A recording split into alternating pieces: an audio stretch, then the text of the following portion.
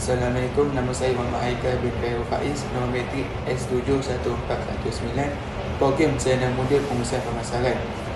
Hari ini saya ingin membentangkan perbincangan anekdot saya.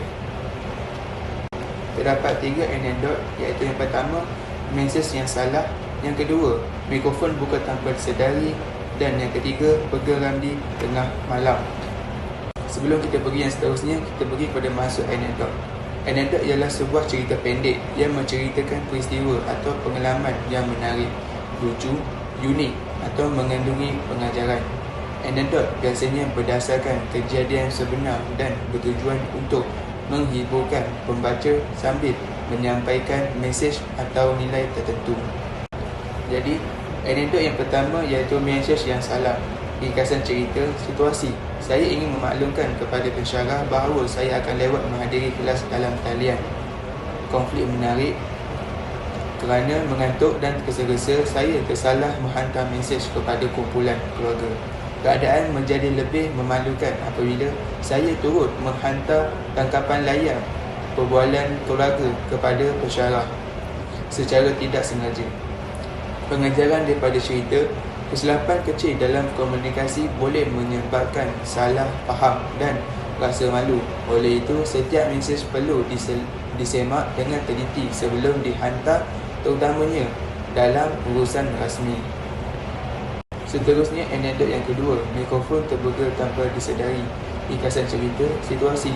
Semasa kelas dalam talian, pensyarah sedang menerangkan topik yang penting. Semua pelajar diminta membuka kamera dan menutup mikrofon masing-masing. Konflik yang menarik. Saya menyangka mikrofon telah ditutup, lalu mula berbual dengan rakan sebilik mengenai tugasan yang banyak dan kelas yang panjang. Tiba-tiba, pensyarah berhenti mengajar dan berkata, "Haikal, nampaknya saya boleh dengar suara perbualan awak." Pengajaran daripada cerita, peristiwa itu mengajar saya supaya sentiasa menyemak tetapan mikrofon dan kamera sebelum menyertai kelas dalam talian. Selain itu, kita perlu sentiasa menjaga tutur kata kerana kita tidak tahu siapa yang sedang mendengar. Akhir sekali, anekdot yang ketiga iaitu bergeram di tengah malam. Ringkasan cerita, situasi. Saya dan rakan-rakan membeli burger ketika menyiapkan tugasan pada waktu malam. Konflik menarik. Seorang akan terlalu fokus berbincang tentang pelajaran sehingga terlupa membawa burger yang baru dibelinya. Kami hanya menyedari perkara itu setelah tiba di bilik dan terpaksa berpatah balik ke gerai. Pengajaran daripada cerita, terlalu fokus terhadap sesuatu perkara boleh menyebabkan kita terlepas pandang perkara yang mudah.